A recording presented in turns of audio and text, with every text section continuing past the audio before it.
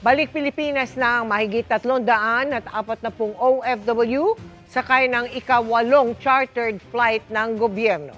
Bahagi pa rin yan ng repatriation na ginagawa ng pamahalaan sa gitna ng digmaan sa gitnang silangan. Nakatutok si JP Soriano.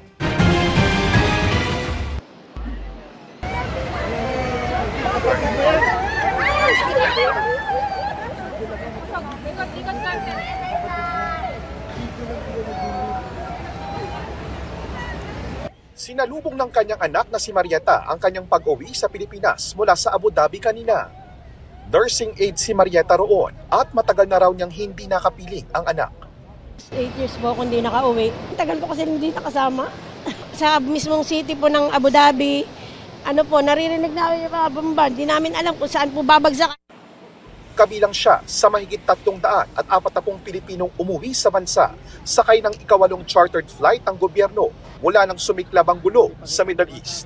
Karamihan sa mga sakay, mga OFW mula sa United Arab Emirates. Agad silang iprinoseso ng OWA para sa iba't ibang tulong na nakalaan para sa mga OFWs. Oh no, what is that? Sa Lebanon, may 14,000 Pilipino na patuloy na nasasaksihan ang pag-atake ng Israel sa Hezbollah. Sa kuhangang ito ng isang OFW sa Beirut kahapon, kita ang makapal na usok, hindi kalayuan sa bahay ng kanyang employer. Kwento ng OFW, isang malakas na impact blast muna raw ang kanyang narinig bago ito nangyari. Kabado na raw sila, lalo't wala pang indikasyon na ititigan na ng Israel ang pag-atake sa Hezbollah. Ayon sa Department of Migrant Workers, tinitignan nila na posibleng mas madagdagan pa ang mga maire-repatriate sa Lebanon sa mga susunod na araw, lalo pat mas sumisentro na raw sa Beirut ang mga pag-atake. Ang kakaiba dito ay sa central Beirut ang atake, usually nandun lang sa southern Beirut. But having said that, wala naman napaulat na Pilipino nasaktan. We hope it stays that way at nakikiisa rin tayo sa bansang Lebanon sa pinagdadaanan. But we're hoping na humupa ang sitwasyon.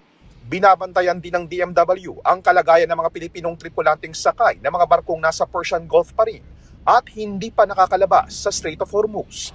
Ayon sa DMW, isusumite na sa mga kausap nila sa panig ng Iran ang listahan ng mga pangalan at detalye ng mga tripulanteng Pinoy. So today we will endorse the corresponding list to the DFA para mapatupad na yung sinasabing passage out of the Strait of Hormuz ng mga barko na may dalang Pilipino.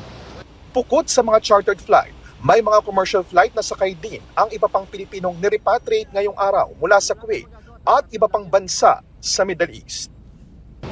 Sa kabuuan, naabot na sa halos 5,000 Pilipino mula sa iba't ibang bahagi ng Middle East ang napabalik dito sa Pilipinas simula na mag-umpisa ang gulo ng US, Israel at Iran. Sa darating na Lunes, inaasahang meron na namang chartered flight luna ng mga Pilipinong nais nang bumalik dito sa bansa.